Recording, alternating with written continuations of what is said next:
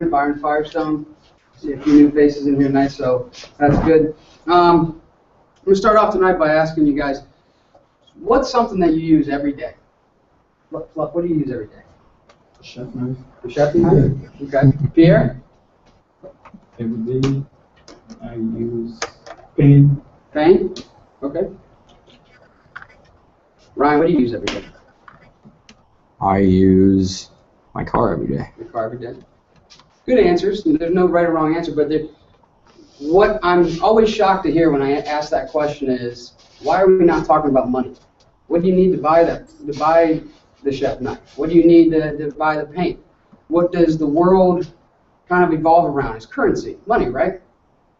We as Empower are a consumer advocacy group. Anybody know what that means? Well, take your best guess. Better the world. Better the world. We look out for the best interest in the consumer. And how we do that, as you can kind of hint towards since I talked about money, is in the financial world. Okay? We're nationwide. We're just starting down here in Southwest Florida as of now, and we have 4 branches to our business. The first one is the energy. And this is our website, by the way, you'll be able to see a little more about it.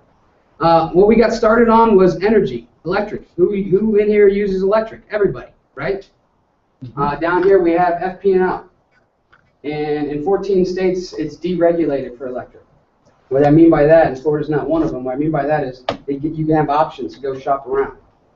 FP&L, for example, what do you do when you get your electric bill? Open it up. See, yeah, it's not that much. I'll pay it this way. Exactly. You open it up, the same thing that most of us do down here because it's a monopoly, is you open it up, you look to see what you owe, you pay it, right? Right. Exactly. Now, in 14 states, it's deregulated, which means we can go in there and give the consumer options to shop around. It's just like grocery shopping. You go to Walmart for the best price, you go to Whole Foods for the best quality. Now, what we do is we go in there and show you, maybe you want a better service, and it's going to cost you a little more, or maybe it's not going to cost you, or maybe you want a lower price for the same service. You got options. That's one thing that we do. And by the way, you don't need a license to do the first 3 branches that I'm going to talk about tonight. So if you go in and save somebody money on their electric bill, you make money as well. Second part of the business is audits. Audits sound kind of, every time I hear audit, I get kind of scared. I think about accounting. It's not accounting. It's just, you go in, if you're a business owner, let's say, for example, Fluffy, I'm going to pick on you tonight, by the way, just because I know you. Let's say, for example, you own your own business. You own a restaurant. Every time you swipe a credit card, that's called a merchant account. You're paying somebody a service fee, usually around 3 to 5%, to swipe that credit card, and also telecom services, which is your internet, your cable, your telephone. Those are 2 companies that you're paying that we go in and audit. And what that means is we go in and see if you've ever been misbilled, overcharged, or if there's ever been a better rate that you could have taken advantage of and you did it. For example, if you're paying a company $50, and for that month they had a special rate going on saying, you only have to pay $30. At the end of the month, they're probably not going to call you up and say, hey, guess what? Fluff, you paid $20 too much, here's a refund. They're probably not going to do that. So what we do is we go back 2 years and find you ever misbilled, ever overcharged, ever been having a better rate that you could have taken advantage of, and we get you refunds for your money on that, and for future services to come down the road. By the way, to get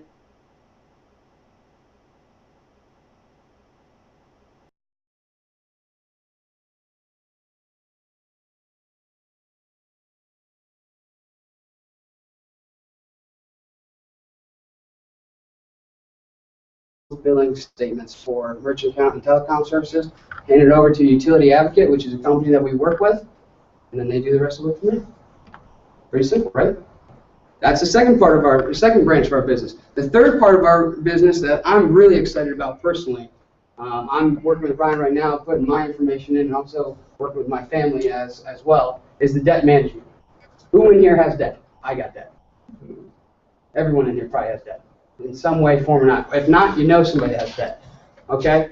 And what we do is you put your information in, all your debt, all your mortgages, credit cards, whatever, interest rates, and we show you the most efficient and quickest way possible to pay your debt without spending an extra dollar out of pocket. What do I mean by that? We're seeing mortgages, 30-year mortgages, being paid off in 9 years without spending an extra dollar out of pocket. That's insane. Could you imagine paying a 30-year mortgage off in 9 years? Pretty amazing. And also, my favorite part about this, though, is it works as a GPS system of life. And what do I mean by that? If I got a GPS system in my car. It's a piece of crap because I don't ever update it. But if I'm in a place that I don't know, and I put in that destination, and it says turn left, as long as there's a road there, I'm going to turn left without questioning it, right? Because it knows where it's going, I don't. Let's say, for example, at the end of this meeting, you have all your debt information, you're part of the debt program. Ashley decides to take me out to dinner, okay? Ashley, you're a lovely, pretty lady. I'm going to steal you away from Garrett. We're going to go out to dinner. We're going to go to Applebee's and have some food.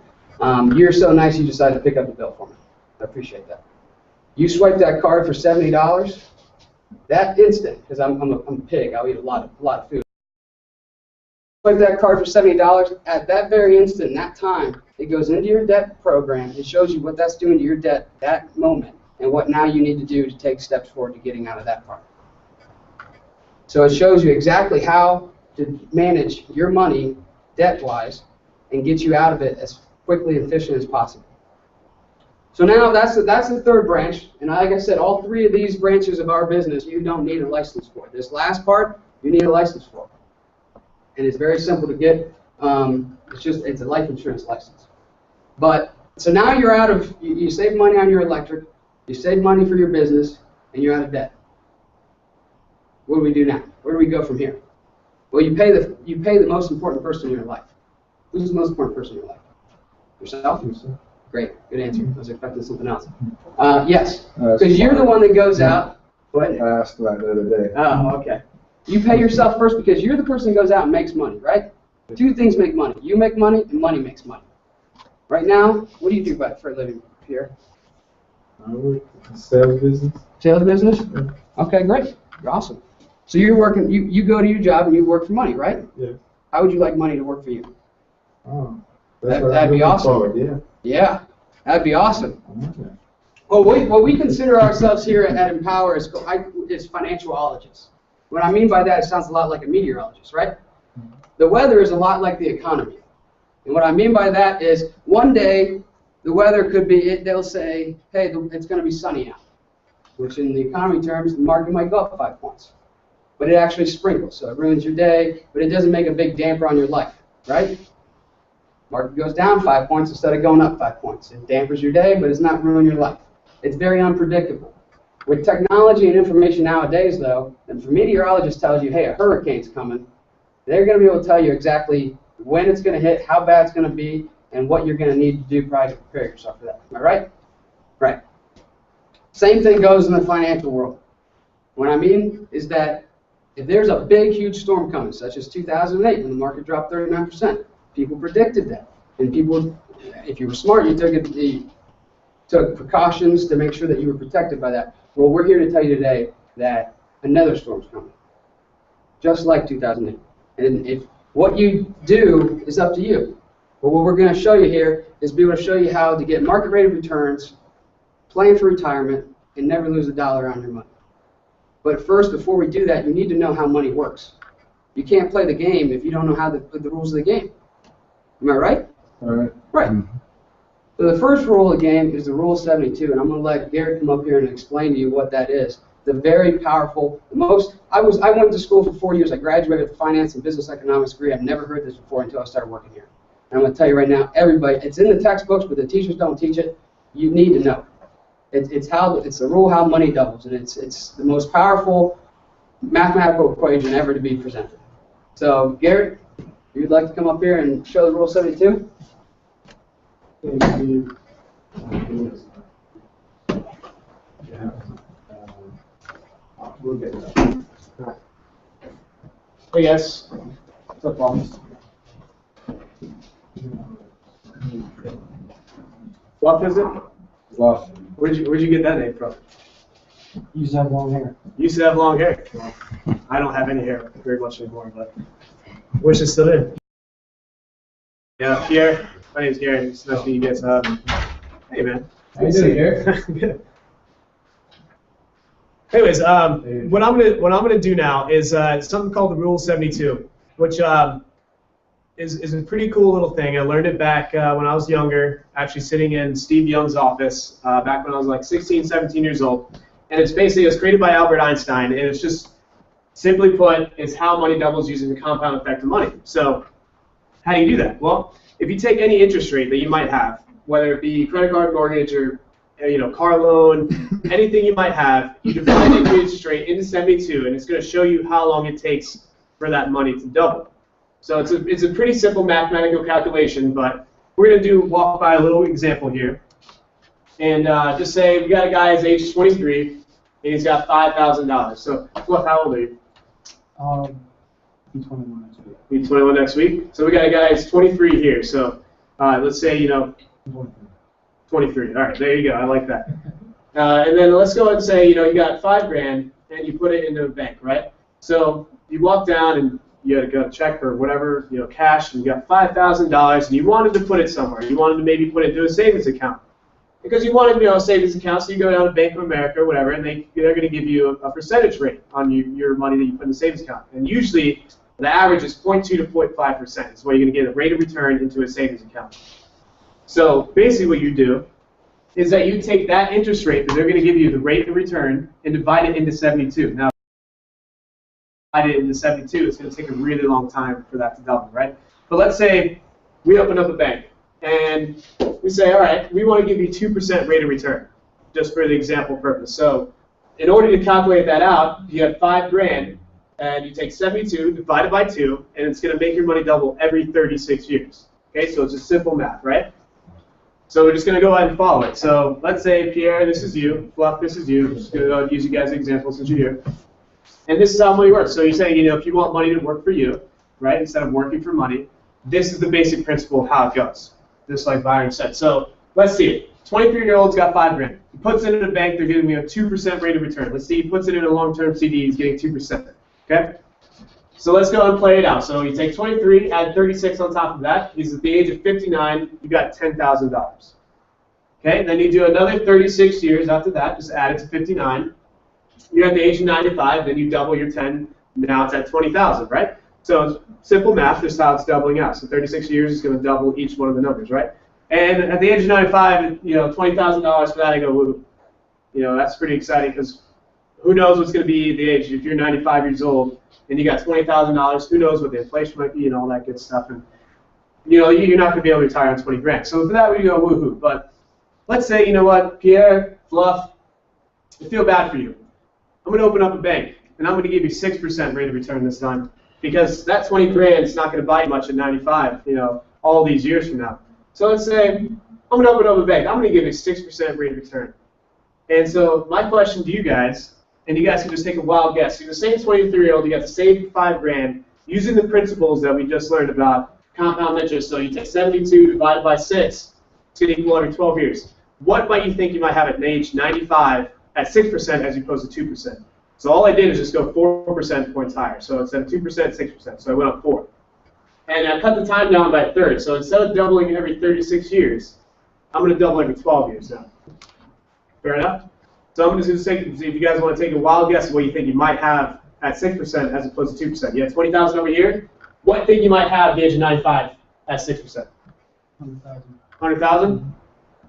What do you think, Pierre? Well, he's a math guy. He's calculated it all out. you just take a wild guess. What do you think you might have? 80,000. 80,000? Well, sounds good. Here's the deal, though. Since you came to my bank and you gave me your $5,000, I'm going to give you 6% rate of return. You want 100,000. You want 80,000.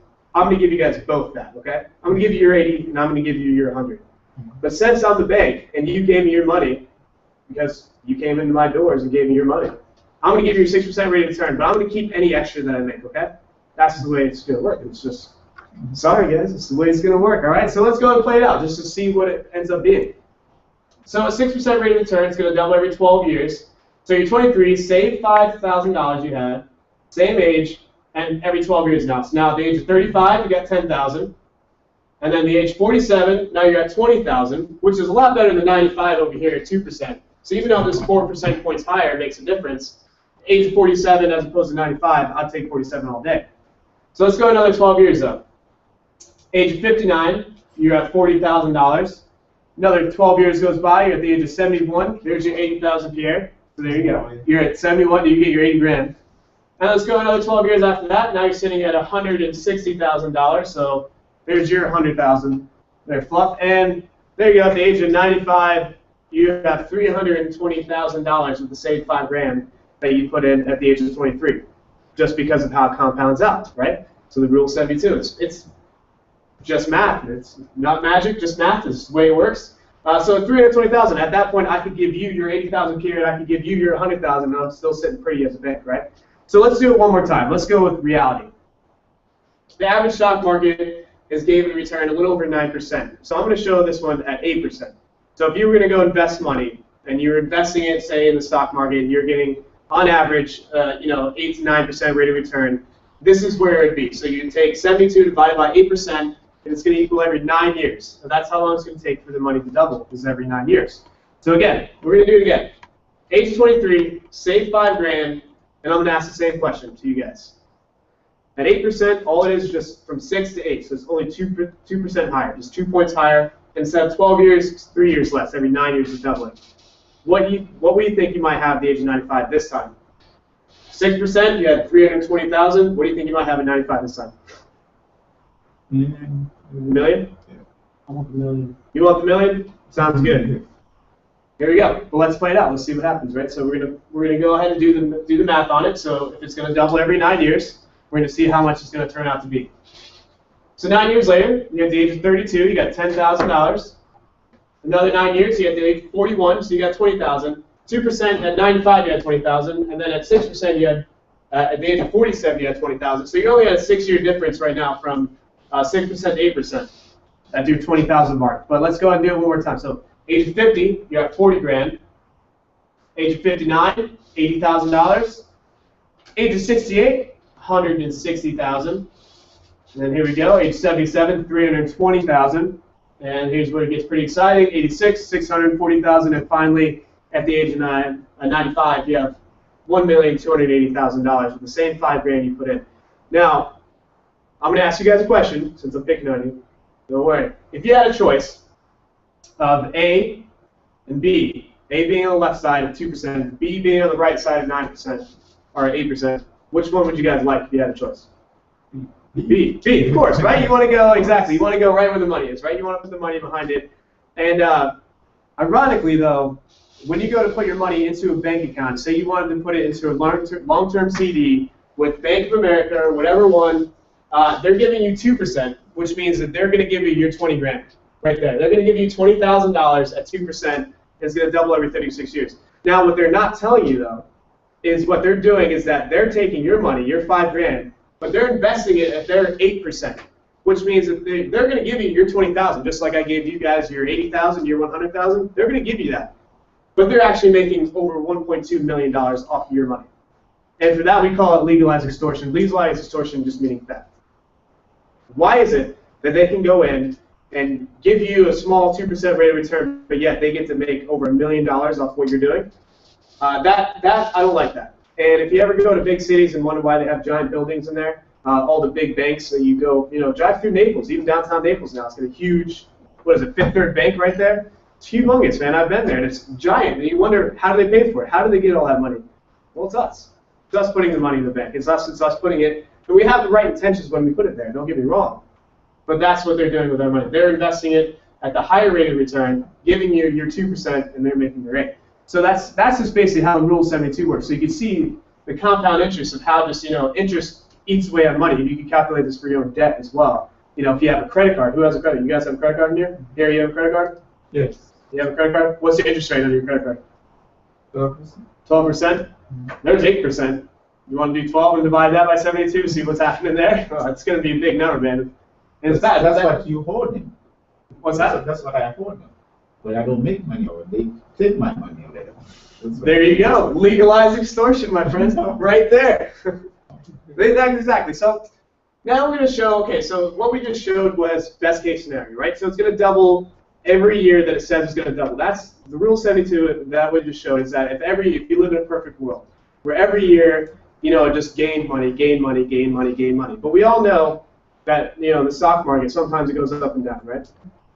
Sometimes it goes up, sometimes it goes down. So what would happen to your money if instead of just having the perfect world was gaining every single time, you had one-time loss of 5%? So if your money was invested at a 2% or any percent, you had some sort of loss that happened, right? So there's got to be some sort of loss factor in there. But let's calculate it out of how a loss affects the rule of 72. So just to do it nice and easy, we're going to do simple math. So again, applying the rules of the rule of 72, you take the 72 and divide it by interest rate. For this example, we're going to do a 7.2% interest rate to make it nice and easy just to equal 10 years. So it's going to take 10 years for that money to double, okay? So let's say we have $1,000, and it's going to double every 10 years. So on the left here, what I'm going to do now is just play it down. That's going to be perfect world. So we're going to play it out for 10 years. So year one, you see how it progresses. So 7.2%. So on $1,000, you're getting $72 accredited on that because it's 7.2%. So let's play it out. Year two, year three, all the way down to year number 10, which there's your 2,000. So 10 years, that $1,000 is going to double. So exactly how it's going to be. So there's the perfect world.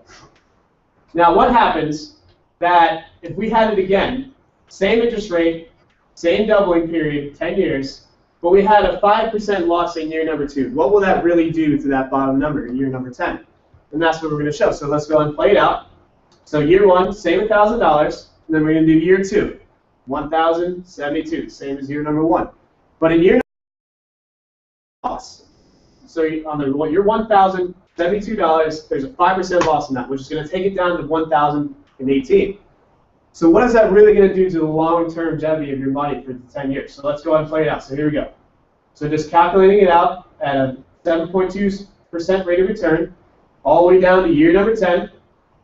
Boom, you got $1,776, which still isn't bad, as opposed to your 2,000.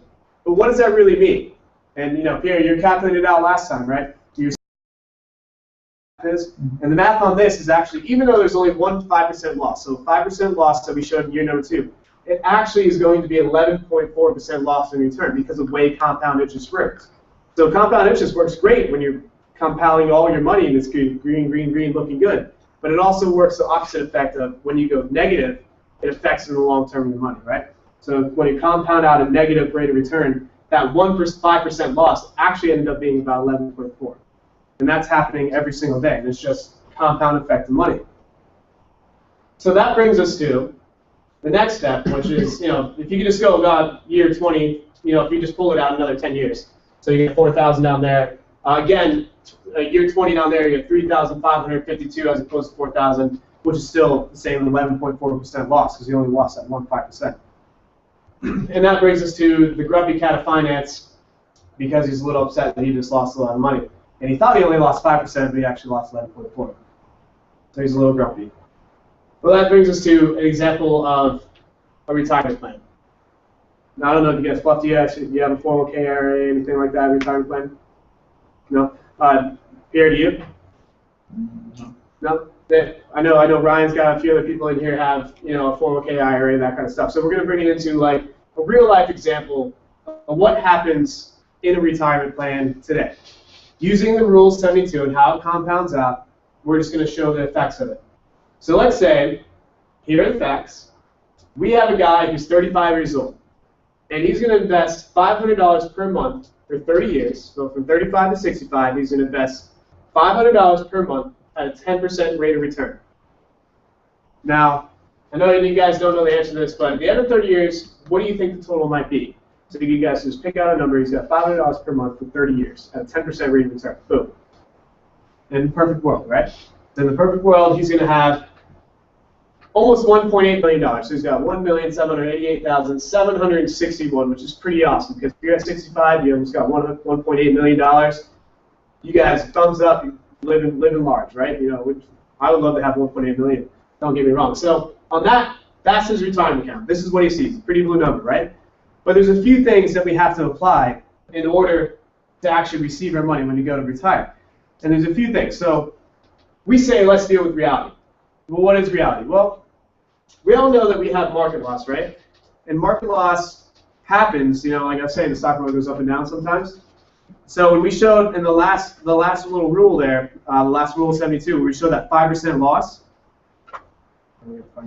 That last 5% loss. So like, what is that actually going to do to the long-term effect of money? And this is happening in everybody, you know, the 401ks, IRAs, constantly going up down. I can't find the page. Coach, you know what page is? 89.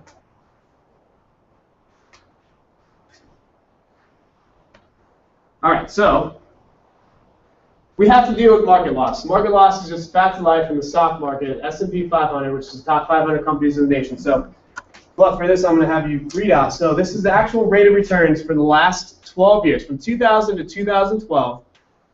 These are the rate of returns at the S&P 500. And market loss, we're going to show. So what was the market loss in 2000? Read that number there. 10.14%. No. No, negative 10. Negative 10.14%. Okay. So we had negative 10% there.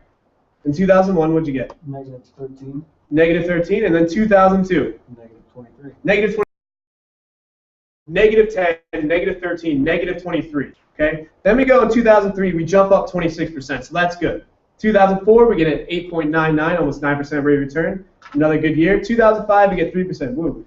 And then 2006, you're up 13%. 2007, 3.53. And then 2008, what's that number? Negative 38. Negative 38.49, which is almost 40%, or close to 40%.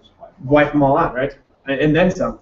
So if you had $100,000 and then you had almost a 40% loss, or let's go negative 38.49, means 300. If you had $100,000, you had $38,000 of your money just gone in a second. And then in 2009, you get a little rebound, 23%. 2010, you're up 12. 2011, you get 0, just flat line. 2012 up 13. But so in the last 12 years, we had five years where you either had double-digit losses or 0, right?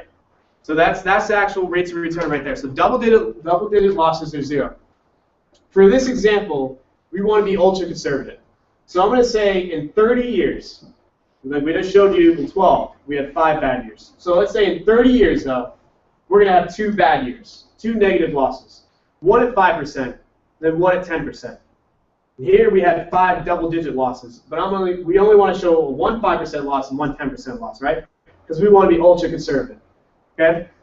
Now let's go to step number 2. Fees and commissions. Now these are tied into all kind of 401ks, IRAs, 403bs, TSAs, and your qualified retirement plans. You have fees and commissions. The average is 3 to 5% that are in it, which means that every single year, no matter if you're up or down, no matter if you're negative 28%, negative 32%, or plus 32%, you have to pay a 3 to 5% fee on it. They're management fees. An average, in all 401ks, IRAs, 3 to 5%. In this, we're going to show a 1.5% fee, because again, we want to be super conservative on it. So we're going to cut it down, and we're going to cut it in half. We're going to show a 1.5% fee, as opposed to a 3 or 5, because again, we want to be conservative in what we're showing. And then finally, tax loss. So when you go to touch your money, you have to pay taxes on it because it does count as income. So when you go to withdraw your retirement fund from your 401k, from your $1.8 million here, IRA, you have to have taxes. So it's going to be taxes applied. So in this, we're going to show 25% tax. Most of us fall into 25, 28% tax bracket, right? So as long as we can be all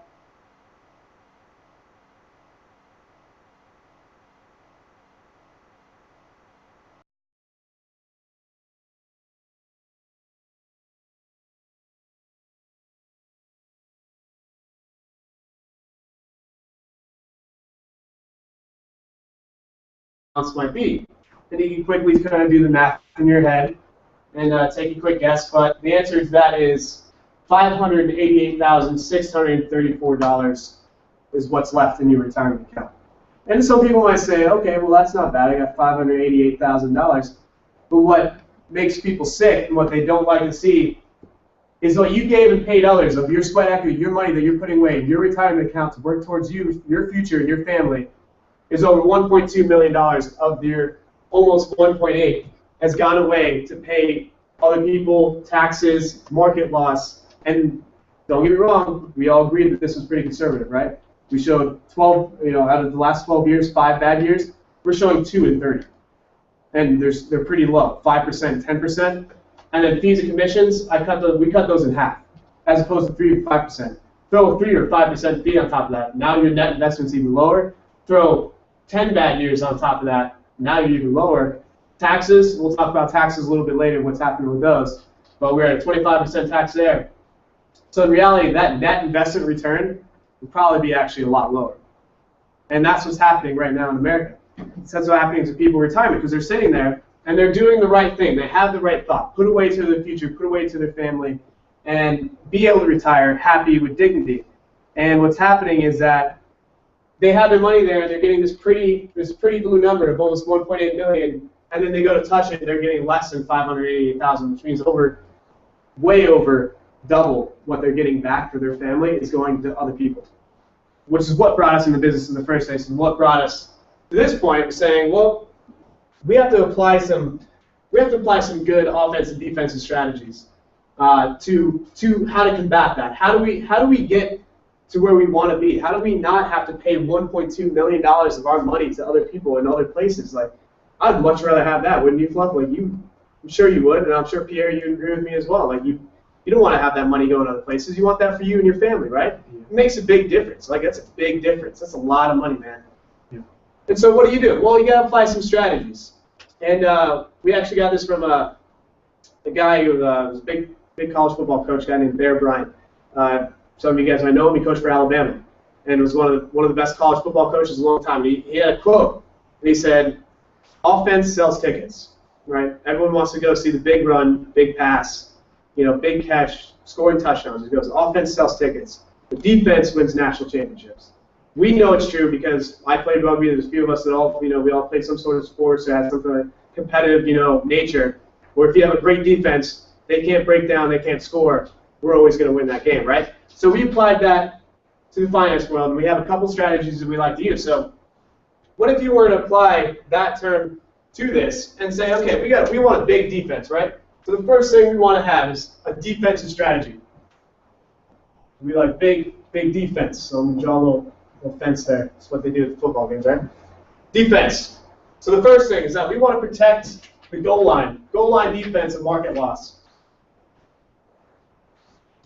So market loss. We showed 2 bad years there. We have 5 of the last 12 there. And if you don't think it's going to happen more than 2 times in 30 years, I don't know, but I can guarantee you that it will. And we want to have a good defensive strategy against market loss, because we don't want to be losing our money in the market, right? I mean, it's our money we're working hard for. And that brings us to number 2.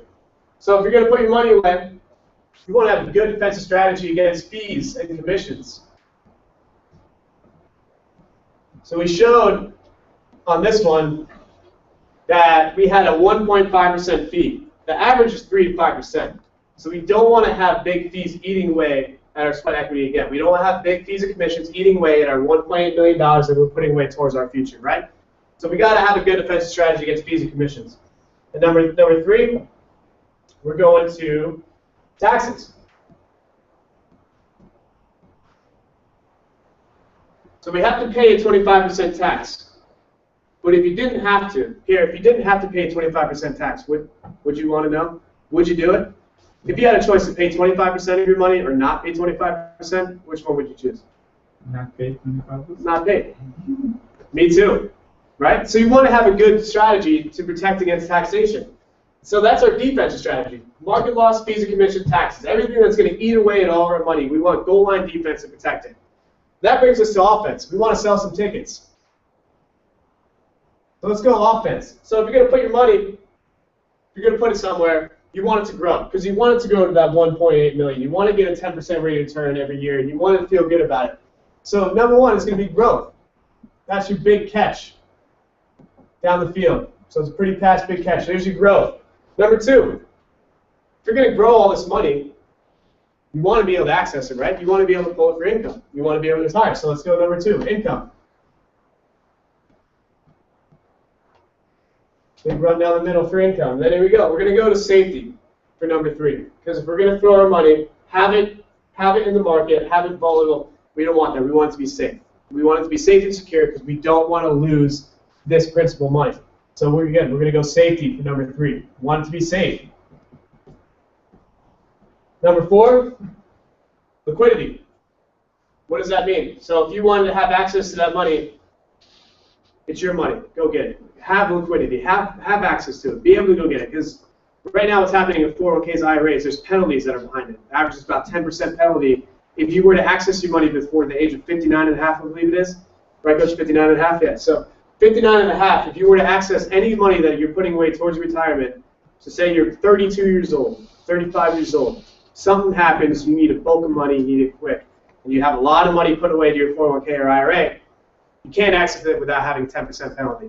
We don't like that. That's gotchas. We don't like gotchas. So number 4, liquidity. It's your money. Go get it if you need it. That's a good offensive strategy. And then number 5, again, we're going to go same as defense, same as defense. We want to have a good offense against taxation. So again, we're going to go taxes. And I'm going to put a little parentheses down here. We want tax-free and not taxation, right? So there's a lot of stuff there. So if you were to apply this to this over here, that number there, 588,000, would be a lot closer to your almost $1.8 million. And that's what we're here to talk about, is how this works, where we're going to get it. There's laws and there's fun facts about it and taxes and what's happening with it. And for that, I'm going to go ahead and bring Steve on up. I'm going to go on through it. I'm actually going to pull up a video. If I can get it here. Byron, do you happen to pull this up? I did. Mm-hmm. Is it here? No. Yeah, so tap. There we go. So this is a actually pretty cool video. It's a video from Yahoo that they posted not too long ago about retirement in America, about exactly if you were to apply this and this, what happens right now if you don't apply it. Don't have a good offensive defense. It's a pretty cool little video. So here we go. We're just going to go and play it.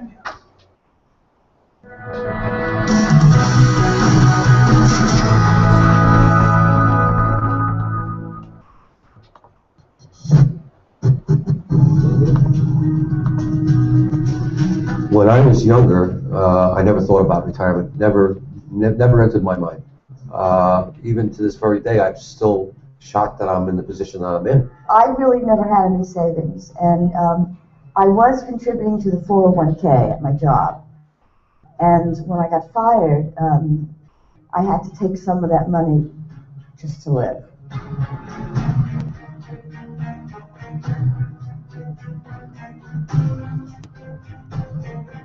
I'd be seriously begin saving when I was in my 60s. I'm sorry I didn't start a lot earlier.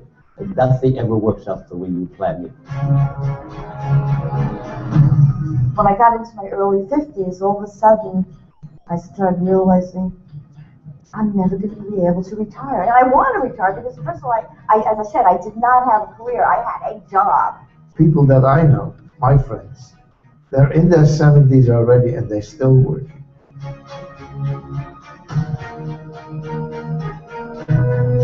I can't save for retirement right now with what I'm earning. Over the last 10 years, I've had to really reinvent myself. So I applied for a university in the city. I was accepted, and now I'm living off of student loans. I'm probably going to be in debt for close to $200,000. And I honestly don't think I'll ever be able to repay that. I have quite a few friends the same age as me that are trying to either reinvent themselves, trying to find a job. It's very hard over 50 to find a full-time job, and they're all struggling. We joke around that we may all live communal to make ends meet when we get older, because it's tough. I sold some furniture. I had a friend pay me to paint their apartment. I'm doing whatever I can do.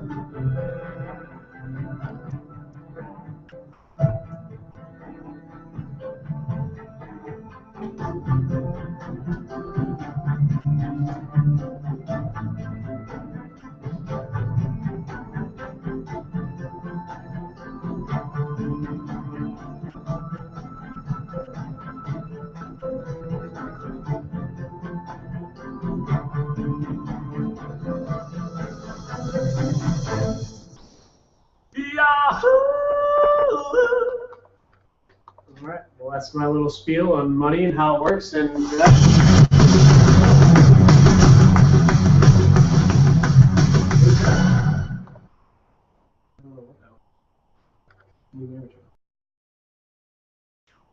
All right.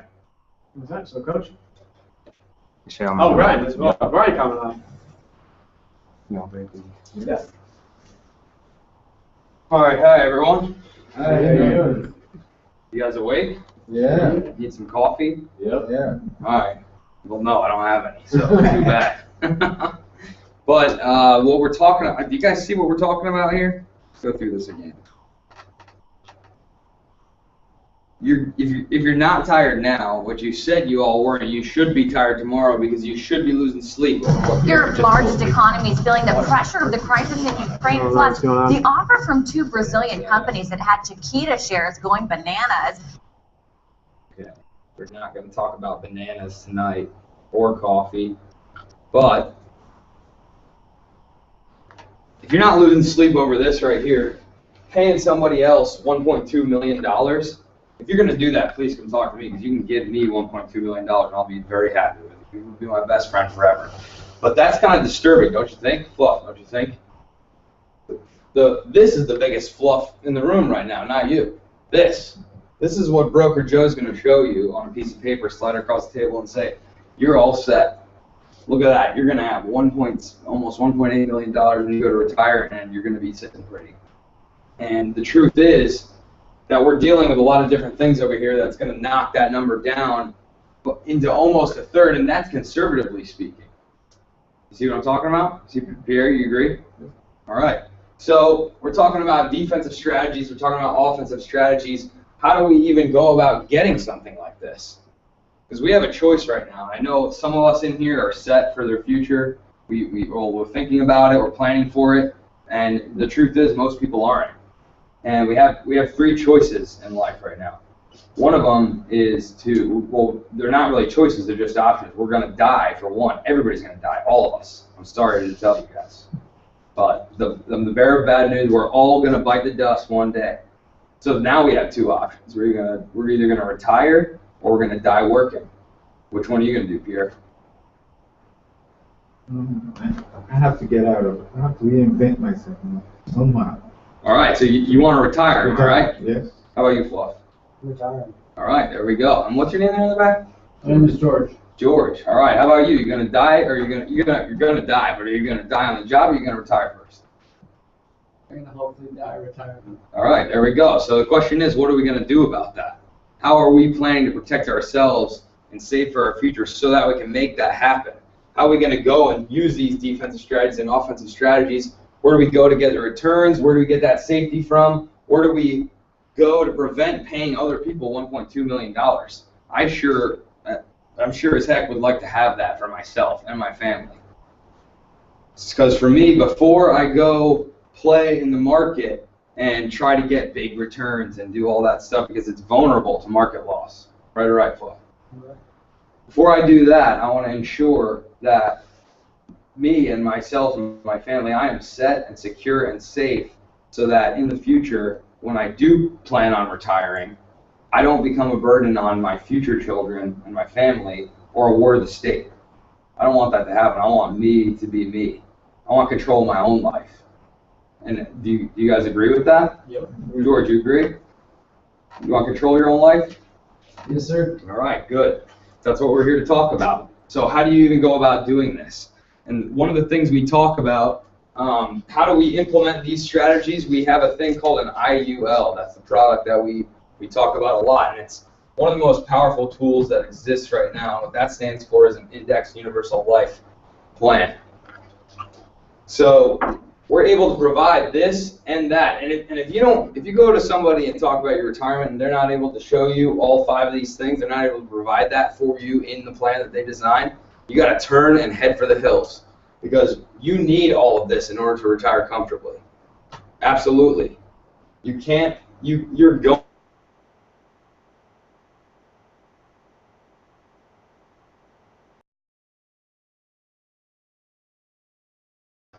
Here I want to show you something. We got what's called red line, blue line, and I love this. This is one of my favorite graphs around. There's some videos that describe this really well. So what we say here is we always pick on women in here, unfortunately. Ashley, sorry, we're going to do it again. We always do it. Because do you agree, is anybody married in here? Oh, we got one. Girlfriend? Okay, we got a whole bunch. All right, so do you agree that sometimes women are moody a little bit? Yeah. A little bit? Yep. Or a lot of it, right? Sometimes. And they'll blame it on us every single time. And it's our fault every time, right, Ashley? Every time. I'm just saying the right things. Okay, so red line, this is what happens here. You buy her flowers, you forget to put water in the vase, they all die, and then she's angry again, right? You try to cook some dinner for her, and then you burn it. You try to do the laundry, and you forget to dry it. You got to wash it again anyway. I forget to put it in the dryer all the time. I'm relating. So this line right here is the market. This is the real numbers for the S&P 500 from 1997 all the way up till 2012. So we compare it to a woman's mood because it goes like this, and it goes like this, and it goes like this, and you never know one day you're going to come home and she's going to be in a complete and total rampage. One day you're going to come home and she's going to have dinner cooked for you. It's going to be real nice. You have a great evening. But you never know, and you can't predict it. So up, down. This is where 99% of the people have their money right now, in this line, red line. So let's see, we start with $100,000 right here. This is real information. If you started at $100,000 in 1997 and you put your money into the market in the S&P 500, this is what happened. Your money goes up, and we saw in the book, we saw what was happening for the last 10 years. That your money's growing, it's growing, then all of a sudden, boom, falls down. You burn dinner. We're growing, then all of a sudden, boom, 2008. You'll remember 2008. It was a heavy hit. So here we are, back down again, and then we go up again. We got a nice little gain at the end. So you go from $100,000 to $165,000, almost $166,000. Well, if you'd like to have $166,000, right? Depends on what line it's in. Well, just wouldn't you like to have $166,000? I mean, I sure would. It grew from 100 to 166. Not bad, right? Well, let's think about this here. We got to look into this a little bit more because you remember the things we were talking about. It's going to hurt your savings, right? Remember what they are, Pierre? 3 things we're trying to defend against. 1, market loss. We already experienced that in this red line. 2, fees and commissions, which we didn't talk about. So you're paying somebody this whole time 3% a year on average just to have your money in this and have them play games with it.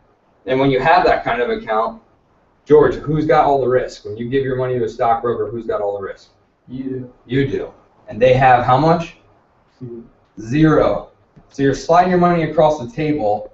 Look, let me get this straight one more time. You're sliding all your money off the table, across the table, to somebody who, 1, you probably don't even know, 2, carries no risk, and 3, you're paying them whether they win or lose. Does that sound like a good system to anybody? I think that's kind of ridiculous. That is a ridiculous system. It's insane. So that's what's happening now. So let's think about it. 3% every single year, from this box to this box to this box to this box. Every time you're paying them 3%. So 3% over 10 years, how much is that? Trey, how much is that? $30,000. It's about $30,000, right? Okay, so we're at 165. Now let's talk about what your fees were. Let's knock $30,000 off of that. All right, we're down to 135. There's one more thing we didn't talk about, right? The other thing we're trying to defend against is taxes. Now, in this kind of account, a qualified account, you don't pay taxes initially. You pay, it grows forever, and then they tax you on it. So when you have your account, who are you in partnership with? Byron? Uncle Sam, every time. So who gets the money first when you go to take your money out? Ashley.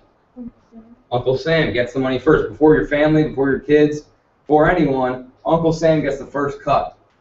So not only are you paying Broker Joe to play with your money and you carry all the risk, but then you're in partnership with your uncle and you pay him before you pay anybody that you love and care about. So the question is here, would you rather pay the money on the seed or on the crop? What do you think, Fluff? Well, the seed's a bit smaller. Seed's a bit smaller, right? An apple has 26 seeds in it. You plant it, you grow 26 apple trees. Would you rather pay taxes on 1 apple or 26 apple trees with a whole lot of apples? That's the question. You get the point, right? So you've already paid Broker Joe $30,000. Now you got to pay another. Let's just use 25% for an average tax rate. And you got to knock that down another. If you're doing, what's 25% of $165,000? It's about 40,000, right? So you got to knock this down a total of $70,000. Where are you now? 95. You're less than where you started at. Doesn't make a whole lot of sense, does it? So we provide what is an alternative to doing all those things. We use the defensive strategy to get away from all that, because it's a system that doesn't make any sense. First, you're in partnership with your uncle. Second, you're paying somebody with no risk every single year, whether they win or lose, doesn't matter. And then you're susceptible to Mrs. Market over here. Very volatile. So what we present to everyone is an IUL, which is one of the most powerful things out there. And the truth is, most people don't even know about it. It's a relatively new product, so I'll give you a little bit of history on it. Just to start, I'm going to erase. Is everybody okay if I erase this? Yeah. Okay. So a little bit of history on what an IUL is and where it came from. First of all, we use tax codes. Anybody ever hear of a loophole before? Bluff, you ever hear of one? Paul, you've heard of one? Yeah. Okay. So what's a loophole to you, Bluff? Basically, beating the system. It's like if you have a contract with your lease, to break the lease, you can do something and it won't affect you. Right. It's a way around the rules. Yeah. A legal way around the rules. So there was tax codes written 50 years ago. One of them is Section 101, and the other one is 7702. Has anybody ever heard of that before? Besides you, Paul? No, right? The truth is, most people don't know about this. Your accountants don't know about this. Your brokers don't know about this. Your insurance guys don't even know about this. Your accountants don't, because the tax code. Have anybody ever read the tax code in here? It's 93,000 pages long. So you think anybody's ever read the tax code? I think it would take you your entire life to read the tax code. And I'm a slow reader, so it would probably take me 2. But these are the tax codes that allow you to put away and grow money tax-free and then take it tax-free. So you're putting away money, growing it tax-free, and then you're taking your money completely tax-free according to the law, so long as it's linked to a life insurance contract in a certain ratio. So those are the 2 laws that we use to make this possible, to get that tax-free money. Use those defensive strategies. So another thing about this plan, you see how we're starting to talk about the blue line now, just to give you a little bit of a clue. The next thing that happened that made this possible was in the 1967, 76, I'm a little dyslexic, sorry. 1976, there was a guy named John Bogle.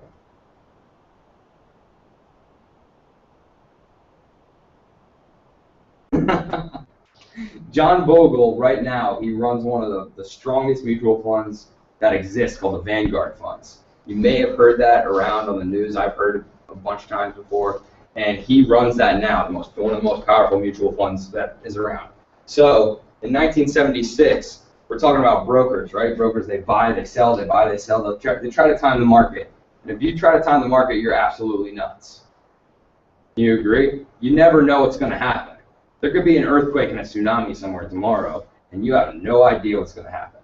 There could be a random blizzard in the middle of winter that's going to knock out power to an entire city for 2 months, and you have no clue that that's going to happen either. So you cannot time the market because literally you don't know what's going to happen tomorrow. We can't tell the future. So John Bogle said the same exact thing, and he was with a bunch of other brokers who were all doing exactly that. So he said, I've had enough of this. You know, you guys are trying to beat the market and you're not winning. So what he did was, has anybody heard of the S&P 500? Yeah? So the S&P 500, just for a little background, is what we're talking about here. It's one of the market indexes. So they use the top 500 companies in the country, the wealthiest companies, to use as a barometer for how the United States is doing in terms of the economy and the market. So, and there's also the Dow Jones. Anybody ever hear of the Dow Jones? Okay. A lot of people don't know what that is. They think it's a guy named Dow Jones. It's not. It's a market index. And that one only uses 30 companies in 6 different industries to tell how the United States is doing as an economy. So the one that they're using now mostly is the S&P 500 because it's more powerful and it gives you a better view of what the country's doing. Because it's 500 of the top companies that own 80% of all the business that's going on in the country. And if all of them go down, then we're going down with them. We always say you're either going to be speaking Chinese, Russian, or you're dead if they all fail. So if they fail, we're going to fail. So it's a pretty good barometer for what's going on in the country. So that's what John Bogle and the rest of these guys were in. That's what 90% of the retirement accounts that exist today, that's what it's in, the S&P 500. So John Bogle said, buying and selling, I'm not doing that anymore. So what he did was he bought an equal dollar amount of shares in all 500 companies in the S&P 500. And what he did then was he sat on it for a year. Didn't even touch it.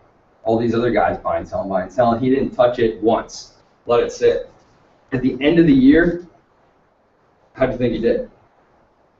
Relatively good. Relatively good, right, Trent? Oh, yeah. He beat 9 out of 10 of the guys who were trying to buy and sell and beat the market. 9 out of 10. 90%. So they just came out with some white papers that say that this strategy, which is called an indexing strategy, right, by the way, I'll write that here. I'm getting kind of all over the place, but indexing strategy. I don't know if I spelled that right, but this isn't spelling bee. So by strategy, that's not a place to invest, indexing, that's a way to invest. So like I said, he split his money evenly across everything, and 9 out of 10 times, he beat everyone else. The white papers just came out and said that from years 1 to 5, you win using an indexing strategy 87% of the time, 85 to 87% of the time. And then after 5 years, you win 92% of the time. And quite frankly, I'll take those odds. Right? Pretty good, 92%. Why would you do anything different? So indexing strategy, that's another way that makes this possible. So we got the tax code. We're using the tax code to get the loopholes that everyone else is using. Yeah. How did you find these tax codes? You just randomly opened up the book? Or? I didn't. There's people that study this stuff and they know tax codes, and we work with the guys who know this stuff already. So we learn from others and we're passing it on to everyone else. Because this tax code is what why do you think this even exists? For the people that write the laws that make you pay the taxes, right? Because they're just like you and me. They don't want to pay taxes either. Who wants to pay taxes in here? Anyone? Right. Exactly. So the guys who write the law write into the law the loophole to get around exactly what they're trying to enforce on everybody else, because they don't want to do it either. That's why this exists. And that's why it will continue to exist. Because all the congressmen, the governors, they're using this because they know about it already. So now if the loophole exists, don't you think we ought to know about it? Yeah. Why wouldn't we want to go and seek that information to use that for ourselves and our own advantage? Mm-hmm. It exists for us to use it. So that's what our job is, to come educate people on what that is and how to use it to our benefit. So we're using the tax code there. Then we're using the indexing strategy from John Bogle. And then, let me see here. So in 1999, so it's a bit of a history lesson here, but it's all interesting and it's all great stuff to know, is it not? So 1999, there was a law called, Trey, is your favorite? Glass-Steagall Act. The Glass-Steagall Act, all right. Glass-Steagall Act. So what that said is that you have banks, you have stockbrokers, and then you have insurance companies. Glass-Steagall Act said, you guys keep yourselves, do your own business. Banks can only do banking, CDs, and then brokers could only do stocks, bonds, mutual funds. Insurance companies could only do insurance. So in 1999, they took this act out. They dissolved it. They came out with the Modernization of Finance Act. What's it called, Richard? Financial Modernization Act. I always see dyslexia. I have it all day today. Anyway, They dissolved that, so now banks can compete with stockbrokers can compete with insurance companies can compete with both, they all can compete with each other. So Pierre, who won out of that contest? Insurance? Insurance companies, exactly. Now why is that? Just take a give shot. you maybe a safe retirement plan or where we You're on the right track, and you're on the right track because, and the reason they're able to do that is because they have more money than anyone else in the world. 80% of the global wealth in the entire world goes through insurance companies. So when you have that much more money than everyone else, you have that power to provide that guarantee and that safety. Wasn't the law to have car insurance? That's exactly why they have more money. You guys are on tonight. That's exactly why they have more money than everyone else. Because think about it, car insurance, how long have you been driving for? About 5-6 years. 5-6 years. How many times have you used your car insurance? None. Right? Am I right? Right. Right. So you pay it every single month, yet you've never used it. And then you have to have health insurance now. You have to have homeowners insurance. You might have life insurance. There's insurance for everything. Everybody has insurance. And whether you claim that insurance or not, you're paying into it. And so is everyone else. So there's a reason why they have more money than everybody else, right? They're making 100% profit. Their overhead cost is very, very little. So being that they have more power than stockbrokers and banks, they're able to provide more and do more things for people, such as guarantees. So Glass-Steagall Act, that's the third thing here that makes this possible. So when this happened, insurance companies created a new product, and it was called an IUL. And they made that in the year 2000. And then it was still new, so it wasn't perfected until 2005. So that's a relatively new product, is it not? Is that pretty new, George?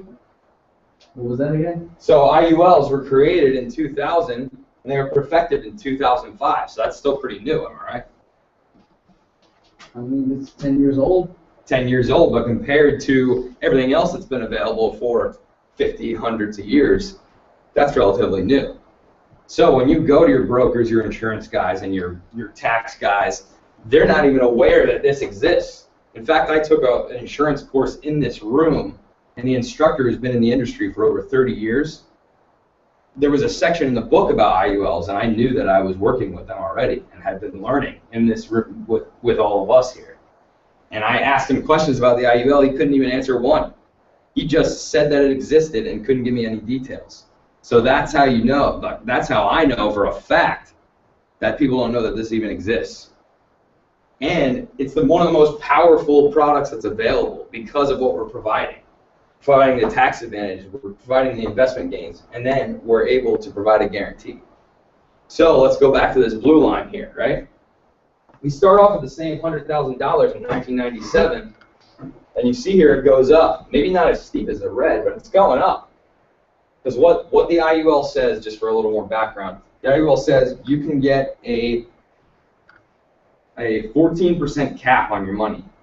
So if the market does 20%, what are you going to get, George? 14. You're not George, are you? You're Paul. All right. All right, George. If the market does 15%, what are you going to get? I'm sorry, I was 14. So you get a cap. So what I'm saying is, when the market in an IUL, they cap you at 14%. So no matter what, if the market does 20%, you're going to get 14. Right. It's like a target, type of target rate. It's a cap. So they say you can only get up to 14% on this count. So if it does 20, you're still going to get 14. If it does 7, what are you going to get? 7. So you're getting market rates of return up to 14%. If it does negative 10, what are you going to get? 0. There's the guarantee. So they cap you at 14 because they say you're never going to lose a dime. Not a dime of your principal, and not a dime of the gains you've made on your principal from interest, from the market rates of return. And 14% in the market is pretty darn good if you ask me. So, you know, even in this book right here, let me look at it real quick. 1, 2. 2 out of 12 years, went over 14%. From 2000 to 2012, only 2 out of the 12 years went over 14%. But, as we said before, 4 years out of those 12 were negative by double digits, significant double digits, and one of them was 0. If you're not winning, you're losing. So, 14%, I'm okay with that. Is everybody okay with that? Okay. And we saw what 8% could do in the Rule 72. Yeah, Paul? Yeah, I'm just saying, I'm okay with that. I know diversified fund. Okay, Paul's pumped up in the back there. He's okay with 14%. So here we are. This year we're getting 14%, right? This year we're getting 14% because the red line did better than that. But we're getting 14, 14, 14. Now what happens? 2001. They call it the dot-com crash. Boom. Mrs. Redline got really upset because you burned dinner. Blue line is okay with that. Here it is. It stays flat. 0% guarantee. So here we go. Gain, gain, gain, gain. Because the market's gaining too, right?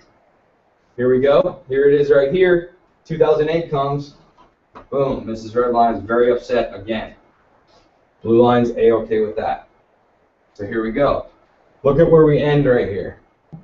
We started with 100,000 in both cases, and we end here with $211,000.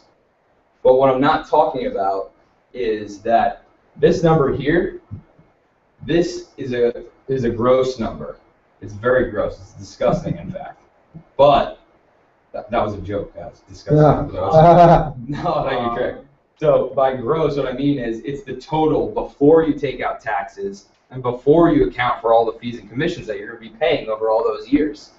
This number right here, this is a net number.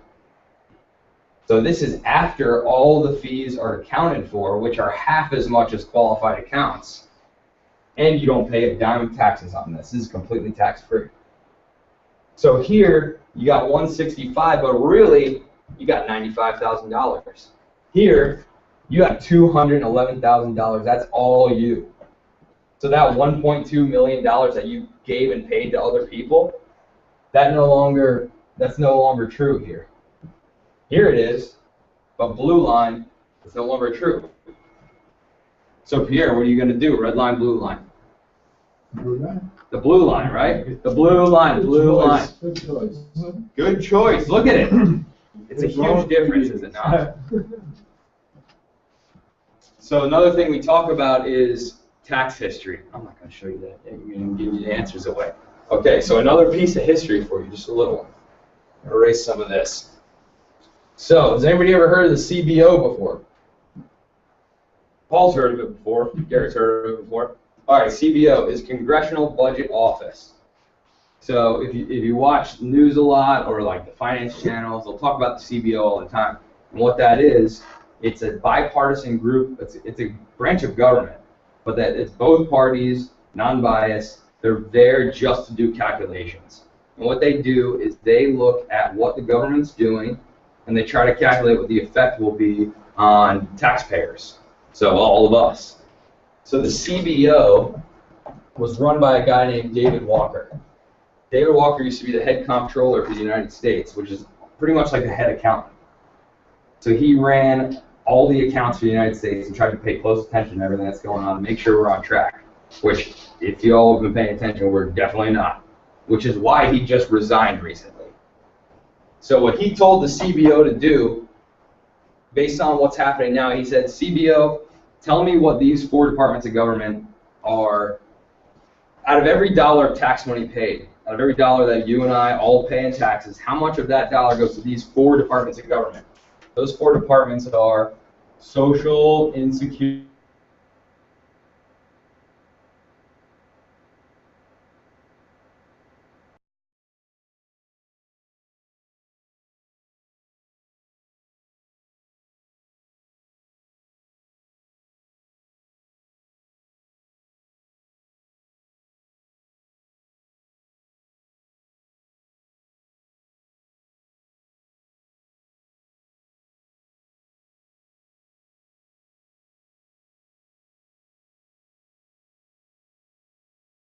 all of the lines out there. You hear the term MyRA yet?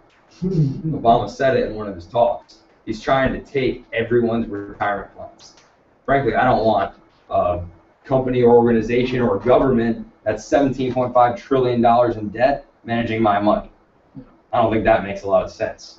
Do you? Nope. I sure as hell don't. So, social insecurity is the first department. Then you got Medicare, Medicaid, and the interest on the national debt. So we just said the interest on the national debt is $17.5 trillion and growing, right? So that's the fourth department. He said, how much of every dollar goes to those four departments? Can you tell me, Pierre, how much of every dollar goes to those four alone? I don't know. George, what do you think? Honestly, don't know. Take a shot. Out of every dollar. 18 cents. How many? 18 cents. 18 cents. All right. Here's the truth. Close, very close. 76 cents of every dollar we pay in taxes goes to fund only those four departments. Pretty shocking, right? So please explain to me how you're going to run the entire U.S. government on 14 cents of every dollar.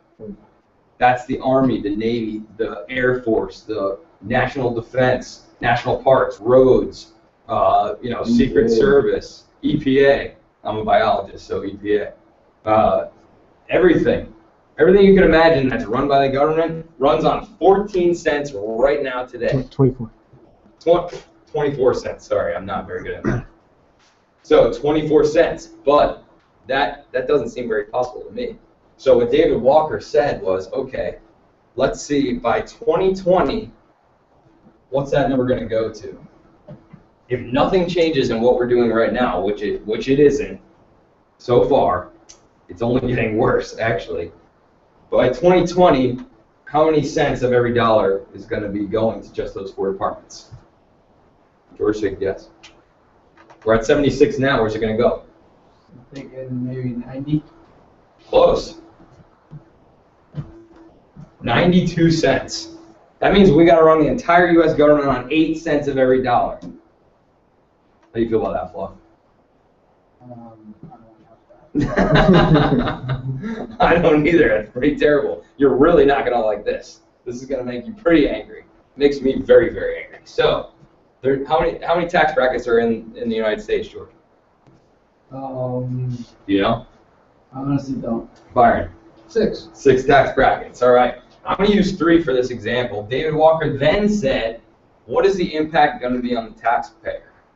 So now we're paying 92 cents of every dollar of tax money to just these 4 departments. What's going to have to happen to the taxpayer in order to sustain that and maintain the function of the entire U.S. government? So the ones I'm going to use here, he said, show me these tax brackets. We got 10%, we got 25%, and we got the highest tax bracket in the country, which is 39.6%. So where are these going to go if nothing changes here?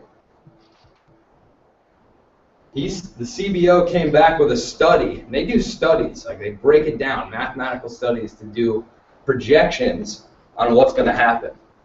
So they projected that if nothing changes, this is what has to happen in order to sustain and maintain government. 10% is going to 25%. 25% is going to 66%. 39.6 is going to 88%. So if you had just saved $1 million for your retirement, how would you feel about paying the government $880,000 before you can access any of it?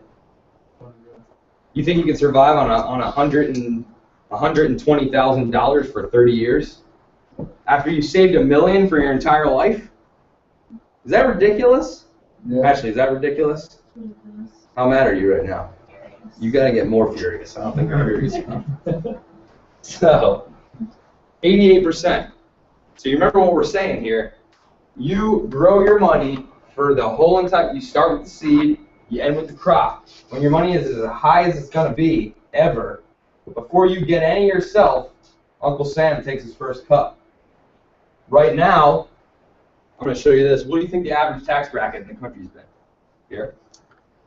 10%. It's funny how we kind of forget things. And we're all relatively young in this room, except for one old guy in the back there. But we don't really realize what history's been. So I don't know if you see this number up here, but the average tax rate over the entire history of the United States, is kind of hard to see, I know, is 62.1%. So right now, if you see this right here, it's only been 2 times in the history of the country where the tax rate's been lower than it is right now today. Remember our national debt's at 17.5%, right? Who do you think's going to be paying for that? All of us right here. We're all going to be paying for that. This, what do you think is going to happen? That has got to go through the roof. We already saw that. This is what the CBO said. So again, red line or blue line, where do you want to be? You want to be tax-free or do you want to be tax-deferred? Which is better? Tax-free. Tax-free every day, always. And just here's a little example. This is a chart that shows national debt compared to what the tax rate's done over the history of the United States since 1929. So, let's see. The tax rate is the green, percent public debt to GDP. So, let's see, the debt's going down, taxes go down. Now look at what's happening. Here's the debt, way up here. Right now it's the highest it's ever been in all of time. Tax rate is the 3rd lowest it's ever been in all of time. So we already all decided, we know what's going to happen. It's going up. So what are we going to do about it? We need to protect ourselves, right? Protect ourselves from market loss. Market's as volatile as it's ever been. If you look at the S&P 500 over the last 30 years, it goes steadily from the 70s all the way up till 1995. In 1995, it goes like this. Whoop. And then in 2001, it goes like this. Then it goes like this. Whoop. 2008 rolls around. You guys remember that? Major. Where is it right now?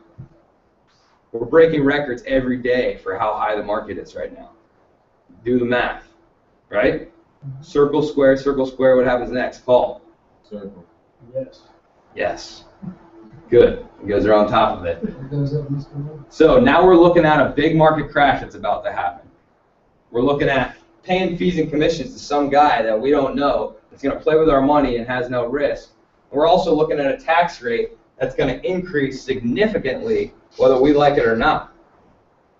So what we're showing people how to do and what we're educating people how to do here is how to protect themselves from all of that while getting market rates of return and being able to retire with dignity. Because right now, a lot of people are in trouble. You saw those people on that video, right? Yeah. We don't want to be them, do we? I don't want to be bagging groceries in Publix when I'm 80 years old. I want to be sitting on my beach chair somewhere sipping on a martini because I did the right things while I was still young. So that's our mission here, our crusade, is to teach people about this. And there's a few more things that go along with this kind of plan that we talk about. And for that, I'm going to bring up Trey Carter real quick, and then Steve Young's going to come up and finish it out. So thank you.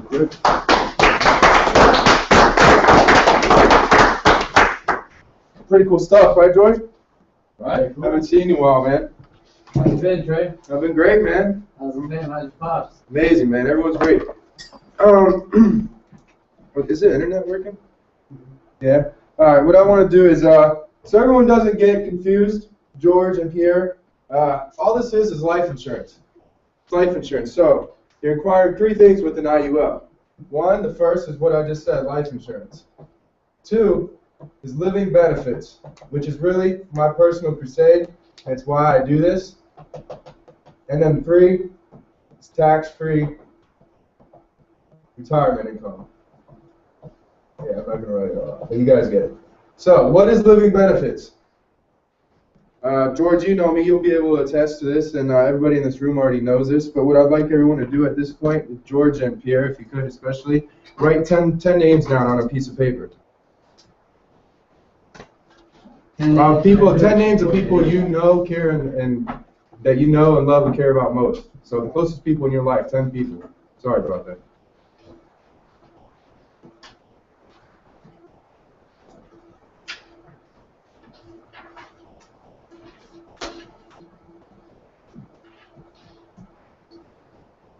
Good. Where's it all up there?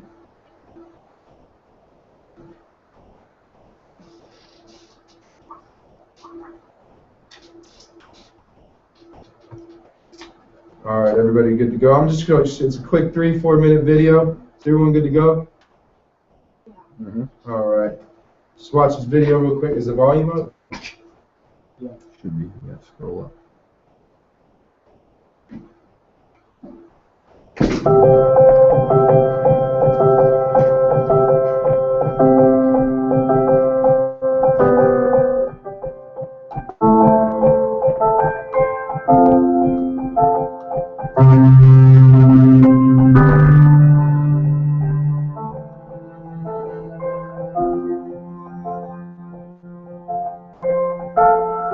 We found out that we were pregnant with Mason around April 2009. We had been trying for only a couple months, and we finally got a positive pregnancy test, so we were very excited. Well, the day we brought our baby Mason home, we had been in the hospital for 3 days, and we packed him up in his teeny tiny little car seat, in his little dinosaur hoodie with his matching beanie, and we were just so excited to start this new adventure, being parents of 2 little boys. Well, it was a crazy day. It was September 26th of 2011. Mason was 9 months old, and I got a call from the doctor that had done all the tests, and they told me I had infiltrating ductal carcinoma, which to me was a different language. I had no idea what she meant, and so she had to break it down and say, well, Jessica, you have cancer. I was with her when she received the phone call from the doctor that gave her the results. You know, I knew the conversation wasn't positive, and when she hung up, she looked at me, and as she broke down, she told me she had breast cancer. You know, I was 30 years old, I was healthy, I had a 9-month-old baby, I was breastfeeding, I had a 2.5-year-old. You know, you don't expect your child to tell you that they have cancer. You know, it's just not supposed to work that way.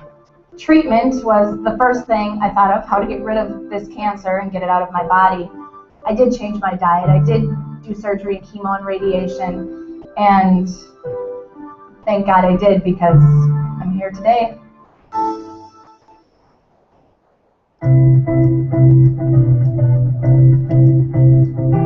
Well, we first learned about life insurance through a really close family friend who is an agent. When I started going through treatments, through the chemo and the radiation, my agent came to me and said, look, we might be able to help you out here with your accelerated benefits and get you some money to help pay for medical bills. And he was definitely right. We helped with all of my medical bills, and we really got to focus on me getting better instead of having the heavy burden of financial stress. Well, I just really never understood the power and flexibility of life insurance until the day that Jessica and Anthony received their living benefits check from National Life.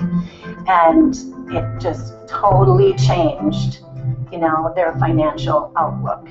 My motto is live a life you love. So when I first got diagnosed with cancer, my husband Anthony bought 1,000 pink bracelets that said my motto on it, live a life you love. So you still wear it today. The more you open your eyes to love and let it flow in your life, the better life is going to be. I'm just so grateful that Jessica was responsible and got life insurance, that the agent, you know, was generous and sold Jessica this, you know, abundant policy, that National Life had the integrity and came through on their end of the deal, and that God answered all of our prayers. Well, my advice to people who think they're too young for life insurance is that you're never too young for life insurance. It's not just in case you die, it's to live a life that you love.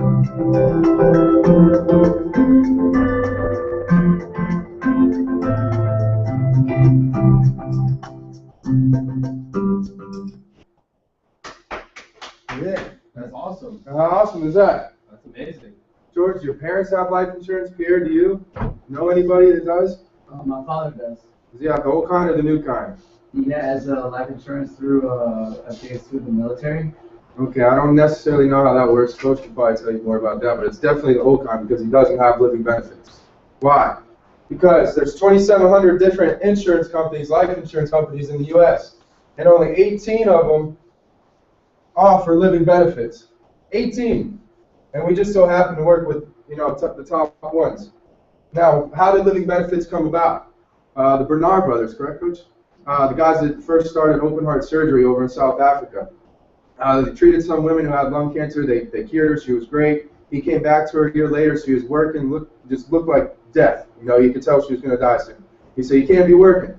She said, "I have to. I have 2 kids. I'm a single mother. I don't have a choice." And she ended up dying. And the Bernard brothers ended up going over to UK where they have big influence on the insurance companies over there. And they said, "Hey, look, you idiots, we're over here saving people, and you're letting them die. You're paying for their life insurance. You're going to pay them that money when they die. Well, what about when they're living? Why not accelerate that death portion? So you have the life insurance. Why not accelerate it and let people benefit while they're living?" So if you have health insurance, everybody has to have health insurance. The doctors get paid, the hospitals get paid, but you don't, correct, Pierre? No. You don't get paid. Does George Pierre, do you happen to know the average age of a heart attack? 50, Pierre? Pierre, you happen to know? 40, 45? You're close, right in the middle, 43. Does anyone happen to know the average age of a bankruptcy? Oh, 44. 44. Why do you think that happens?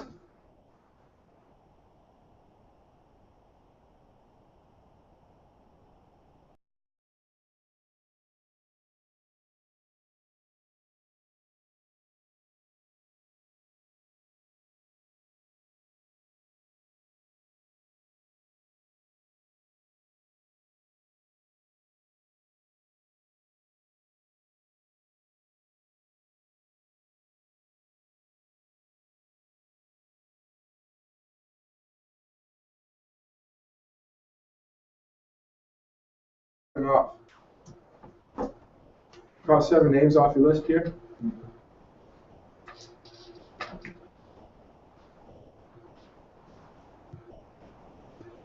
Good? I don't know, where's the good thing to do the big. Well, alright, cool, we'll do that. Alright, well, it's a fact. You can go look it up yourself. 7 out of 10 people are going to have a heart attack, cancer, and stroke. And what are you going to do to prevent that? Do you not agree that everybody on that list should know about this? Especially your father, if he's already got life insurance, why shouldn't he have living benefits? Do you think any reason why everybody on your list, Pierre, shouldn't know about living benefits, shouldn't have tax-free retirement? They shouldn't simply be educated about choices that we didn't know were available because they want us to do this because it's going to benefit the government? Well, no, I don't want to give and pay people my money and have them take it when I go to retire when I think that I'm going to retire with dignity when it's not going to happen. I'm here to tell you it's not, unless you actually apply what you learned tonight, the rule of 72, the market, the offense and defensive strategies. Unless you apply that in your life, you're going to be no different than the people in the video at all. And what are you going to do? I personally have it. I care about it because of living benefits, because of what I've seen in life. And that's why it's a personal crusade for me. And we're all a team here. And, I'm sure everybody would love to be a part of the team. We're all very young, ambitious, ready to be somebody with the rest. I'm going to have Coach come up and talk about the actual business opportunity.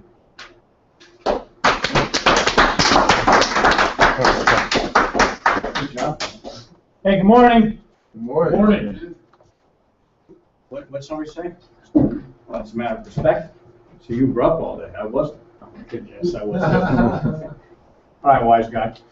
Listen, for our guests particularly, and Corey, for you too, because I really want you to focus in on what you're sitting here for. What you didn't know is you came here for 2 reasons. One, the services that you just learned about. And by the way, you all did darn great job. Ryan, spectacular. Garrett, good as usual. Trey, awesome job. I sat there as an observer and got it. I tried to put my head in as I never sat here before. I clearly got that you had a message to give. And you were getting it all. That's pretty good. 20-year-old kid in the mid-21, excuse me, in the front getting it. So here's what you're here for. Either the services or the business or both, because we built a business out of this. Why? George, if you were focused and pay attention, who do you know that doesn't need to make money work for them? Everybody needs it. See, Pierre, you're working for a living. You're in sales. What do you sell, by the way? Paint. Okay, watch. We don't sell anything. We replace everything. See, everybody has some kind of a bank account. Everybody's got a checking account.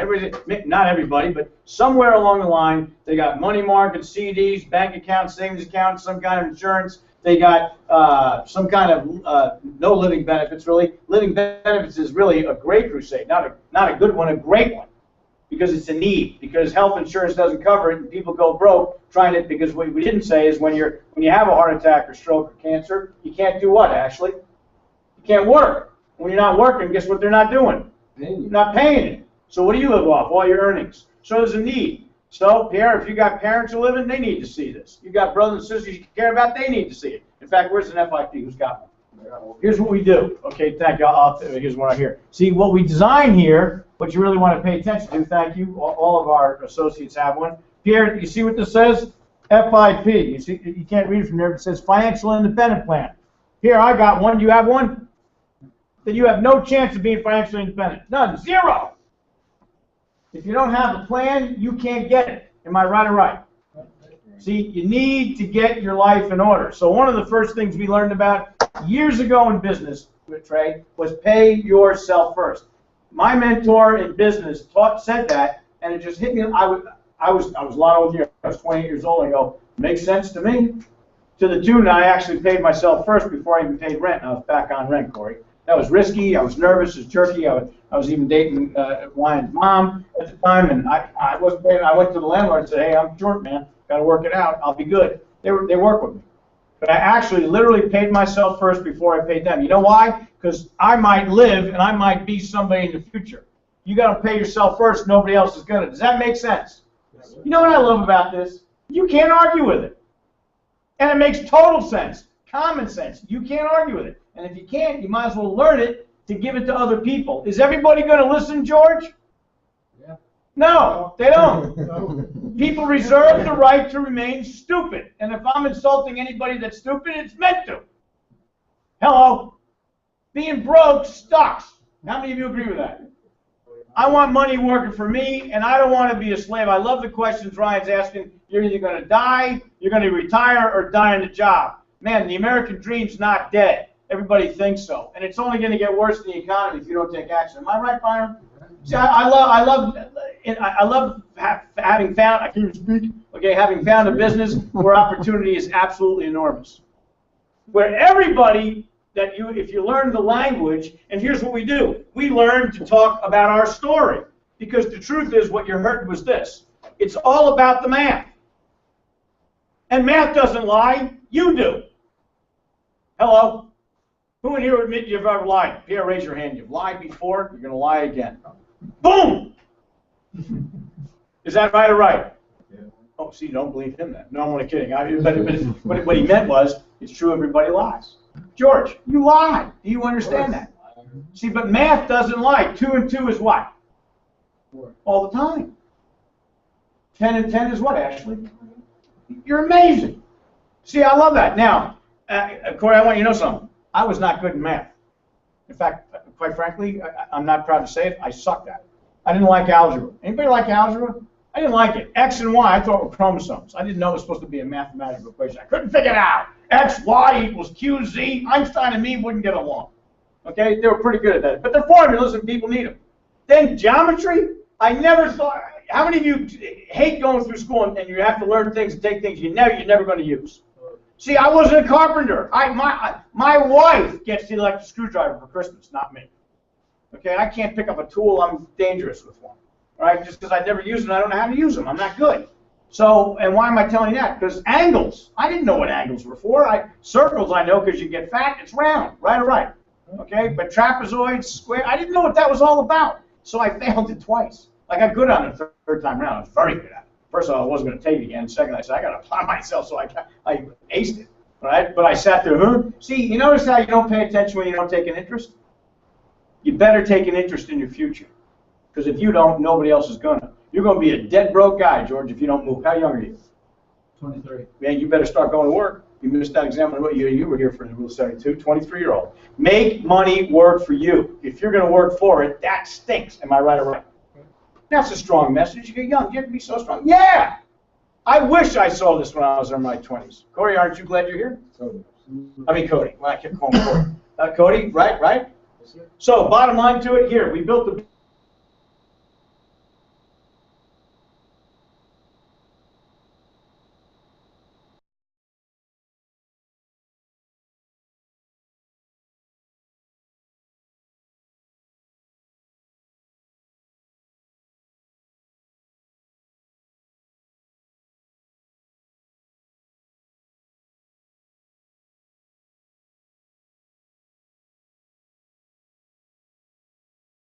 last time I checked, everybody is wealthy. Guess what? We help them too because they don't know how to get tax what? Free! And by the way, free is better than cheap, right or right? I'd rather have my money to give it to the uncle all the time. Anybody with me on that? By the way, it doesn't mean you're. I'm very paid. How many of you are patriotic? But how many of you don't like your uncle? Just check it. We all have that in common, right? And it's only going to get worse, as Ryan showed you. So we build a business and we have a fast track program. And I'm going to wind up just on this. So, watch. We're building a business that everybody needs to know about, and you've got to learn the language. So we have training. You never do that. You're in business for yourself, not by yourself. Corey, does that make sense? Cody. And no, poor Melissa, I keep calling her the wrong names too, or whatever her name is, Melissa, right? In fact, she back from her trip yet? Yeah. Okay, well, she's going to be sitting right over there where she owns that seat we're actually sitting in. So guess what? See, you become a VP in our company. That's like being your own, you could open up a shop. It's your own franchise, so to speak. How many of you would love, if you could have it for nothing, would love to get 10 McDonald's franchises right now? Okay, why is that, Pierre? Oh, so you assume everybody's going to go in? Ownership. I love that. That's what you own here. Your business and everything you own goes with it. All your clientele. And you get paid successfully to help other people get to where they want to be. That's a smart business. Most business owners don't. Here's what most business owners do. See if we're right about this. They pay you enough to show up, and you do just enough to keep getting paid. Hello. They're afraid to show you what they do because you might take their business, like real estate guys. They get trained, they go out and take a broker's test and say, guess what, I'm setting up shop down the street and I'm your competition. Boom! See, we don't believe in that. We built a system where you can get as big as you want. See, and I understand. And by the way, what you didn't hear tonight, too, I was on a conference today, you are also now commercial lenders. And I saw the monies that you can earn by generating business. Man, it doesn't take a lot. If you build a big company all over the country, Ryan, you can make a fortune. A fortune. For doing what? Collecting information and passing it on to the companies that do all the work. You're a name collector. And you know what? You're going to bump into somebody you know, friend, family, or relatives know somebody that needs to get money for a business. Am I right or right? In fact, watch. Paul, you got one. Oh, it's you? No kidding. I own a business, yes. And you applied for a loan through Connect Lending? I applied a loan through a bank and I got a loan. Okay, and you applied? Yeah. Through his other partner that applied, yes. Okay, great. And guess what? Will Paquette found one for $250,000. Because he walked in and was talking to a person about what we do on the main side, and he goes, do you know anybody that needs commercial lending? He goes, as a matter of fact, me. They filled that out just like that. So we're not even 2 weeks old in that business, and 2 of them were submitted. Are you kidding me? And the compensation is pretty good. And everybody knows somebody that's looking for something like that. Hello?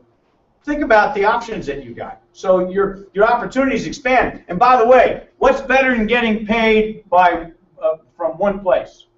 Multiple. How about multiple? Oh, Corey's right. He said 2 places, but I like multiple. See, we get paid from life insurance. We get paid from investments. We get paid now from Connect Lending. We get paid from the debt. Woo! You get paid from the electric. I mean, come on, cut me a break. And if you had a company and you didn't do any of it, you just had your whole teams do it, you'd make a fortune. You follow that? So listen to this. Here's the deal. To become a VP,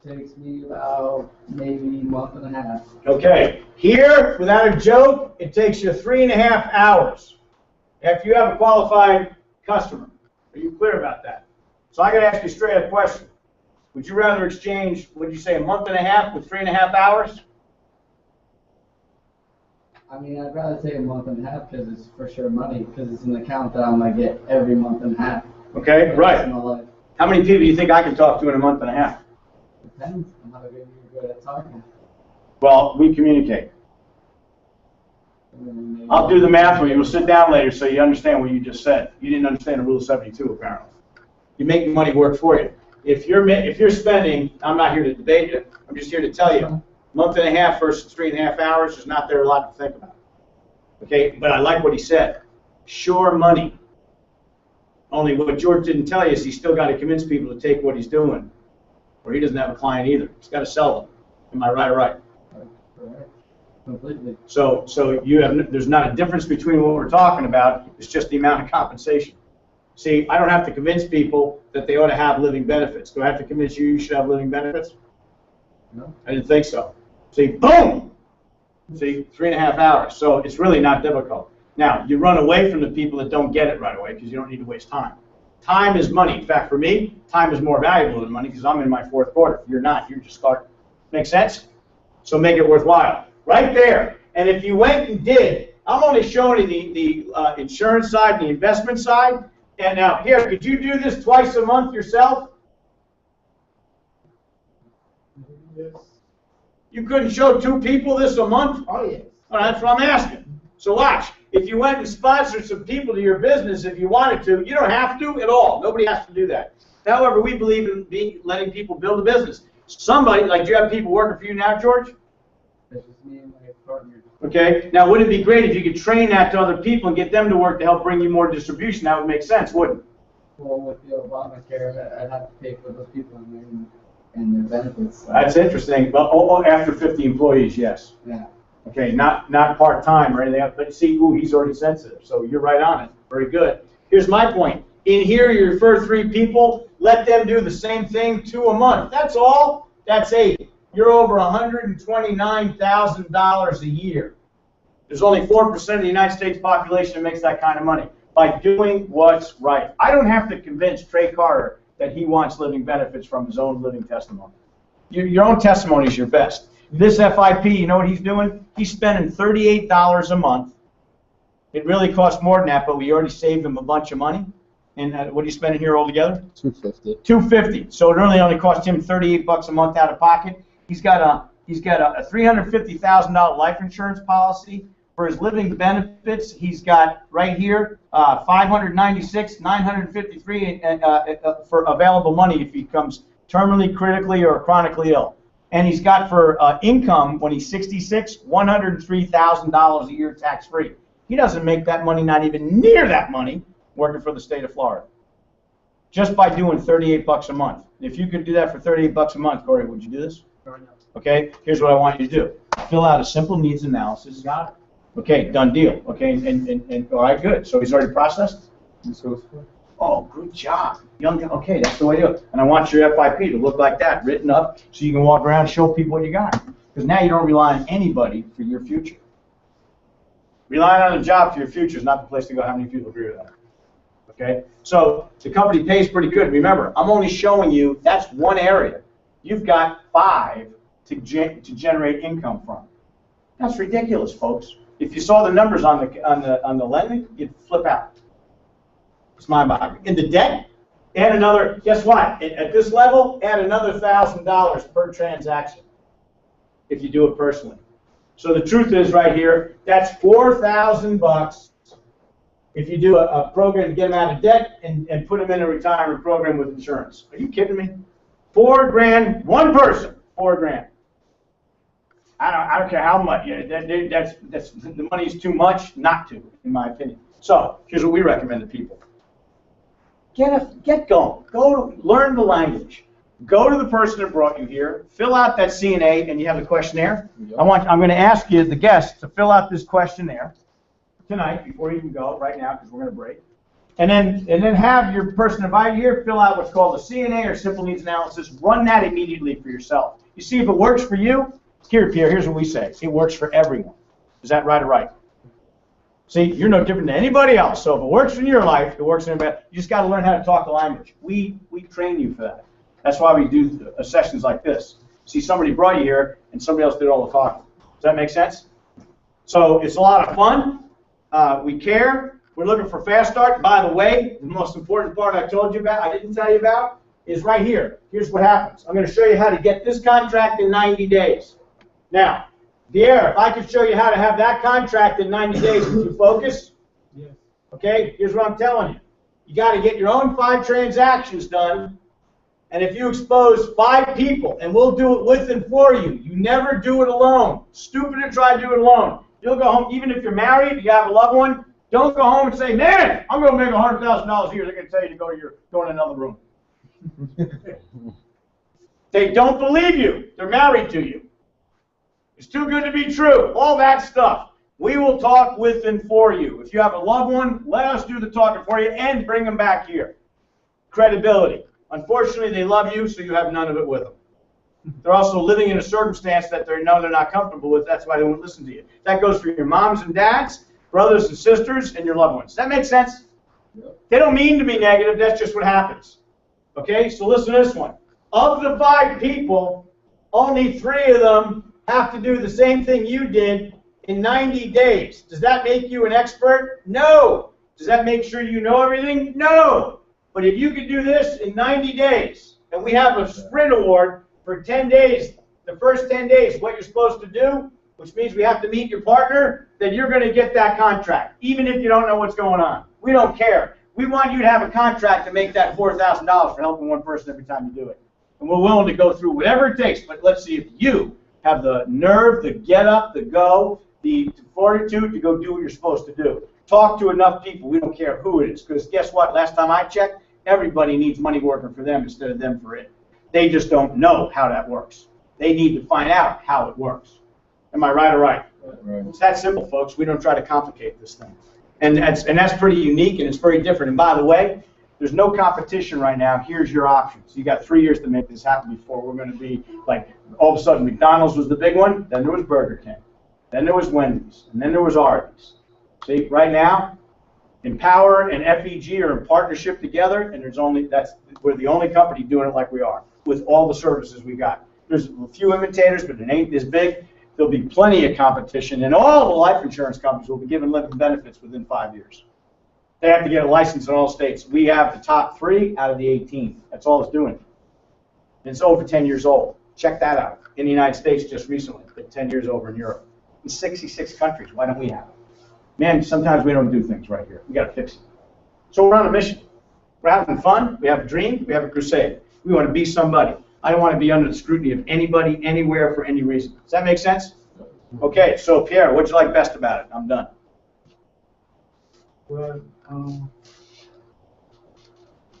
I don't get what I'm saying to explain it, over how you apply it in your home. Right. Well, what Ryan showed you is a great question. Okay, we apply it by moving money around and by using an IUL to facilitate it. The insurance company invests the money, and they're the ones that guarantee you the market rates of the S&P 500. And the S&P 500 has made more than 8% for the last 30 years. So it's giving you a contractual guarantee. We will spend more time one-on-oneing with you to give you a very thorough education on that. But the insurance company is the one. Remember, he told you in 1999 the laws changed that let the insurance companies in the investment world. That was big. That was the downfall for the banks and the stockbrokers.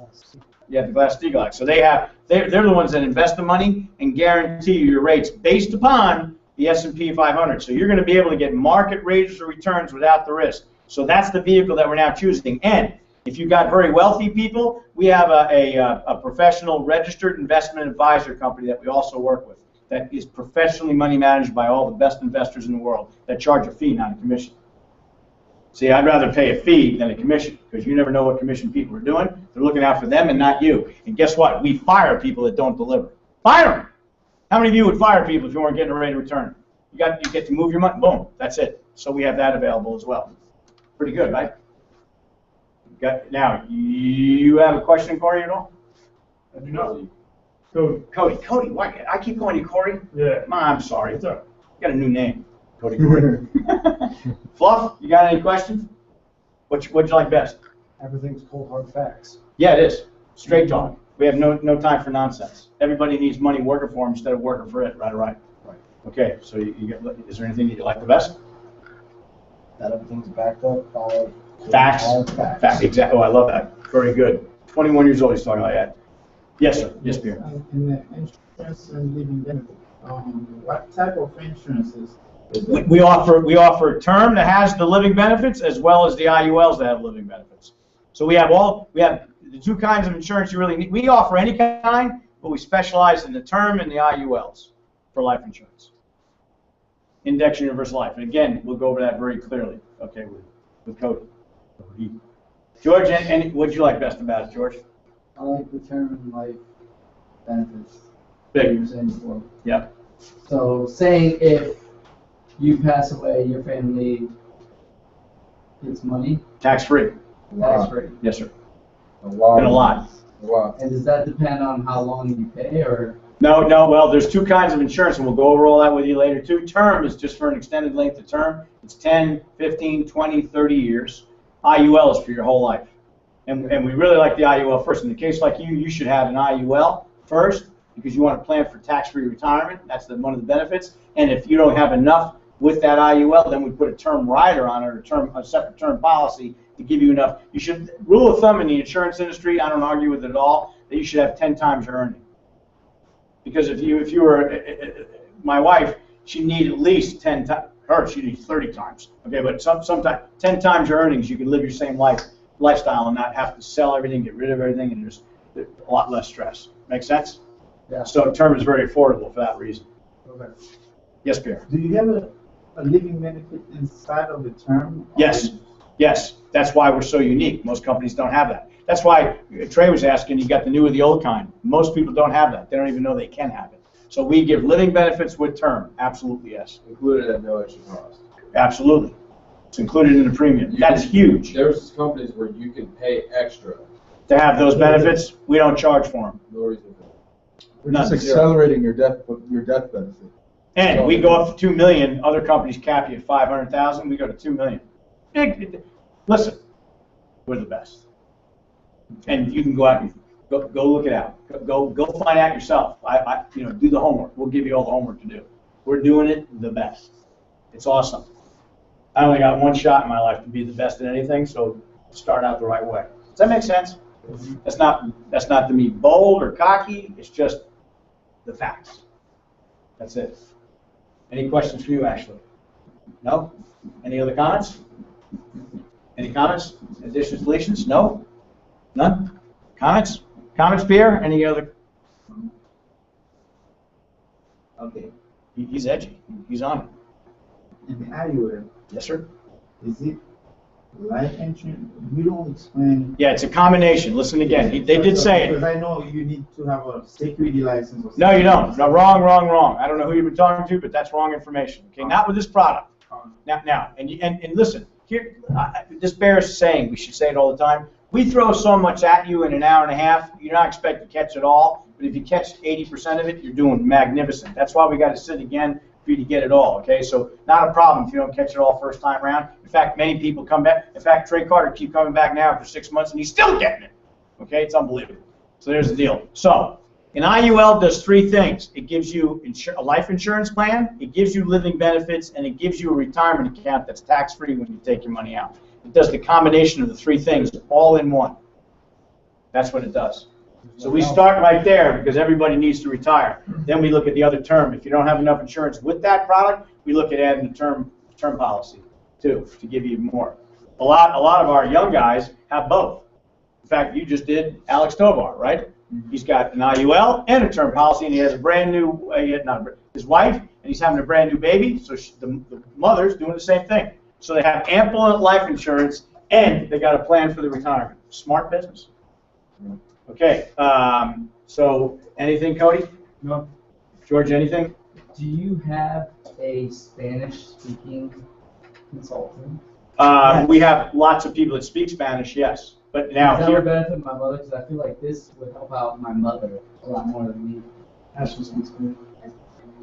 Speak Spanish? yeah, and some of our, we don't have all of our website done in Spanish, but half of it is, I gotta get the half done. But yes, yeah, so we can help, yeah, we can communicate. Because my father, I know my father has benefits, but my mother doesn't, and she's looking for that. That's and I honestly, like, I don't mean to disrespect or anything, but I don't think I need benefits or anything. I'm starting my own company, and I feel like, I think my company's gonna go a lot further than what I think it is, and I feel like maybe I could retire off of that, but I get it. maybe with that could help out my mother a lot. So if a Spanish-speaking consultant could help her with, the language, Done. to say, Done. that would help her out a lot. That'll be done. We'll make an appointment, go sit there, and you'll learn. All right. Okay? And we'll work it out, however we gotta do that. All right, Pablo, anything else? Great. One thing I want to add, I've talked to a few people, people who have finance majors, and they say that, they'd rather have a diversified fund where their money's growing, when they don't realize that, let's say the market goes up 20% in a given year, and you're in a diversified fund, all of your little sections of your diversified fund are going to grow 20%. So you're not going to get even to our 14% cap. You're going to grow maybe at 5%. Yeah, you're going to protect yourself against some risk, but when the whole market goes down, all your little things are going down together. So I can add to that because I'm mandated to have a 401k through the state, which is terrible, by the way. And exactly what you just said happened to me this year. I have a diversified fund in my 401k, and the market did 30% last year. I got 3. There was some times when I went up to 14, and I went right back down. Some stuff goes up, some stuff goes down, and yeah, it's pretty ridiculous. So if I had I have an IUL, and that grew by 14%. And because Ryan chose to go get his master's degree and spend thousands of dollars in education and work for broke and become a communist, he's a communist because he's mandatorily has to have that. He doesn't have a choice. Imagine that. Stinks. Instead, in his own program, he's doing better. So these are the 2 forms I'm going to ask you to fill out so you can get them before you leave right now and get them from the person who invited you here. And what's that? I'm sorry, I'll make sure you have it. Okay. And I just want to just close out on this and saying this, that the very thing we need to know the most about, ironically, is the thing we know the least about. And that's how money works and how it grows. That's our education. We're giving it to Middle America to learn from. Does that make sense? Yeah. And we pay you very well to transfer any information. So one last thing, just give you a nice round of applause. We're done. Thanks for being here. Appreciate it. Good night, TV land. Make sure Pierre gets one of them. Yeah. Security license, we're thinking about that for very good product. Very good. Yeah. So this is the CNA. This is just calculating on my return for this is the total debt, final expenses, and burial. Ryan, can you tell how many people are on that? Okay,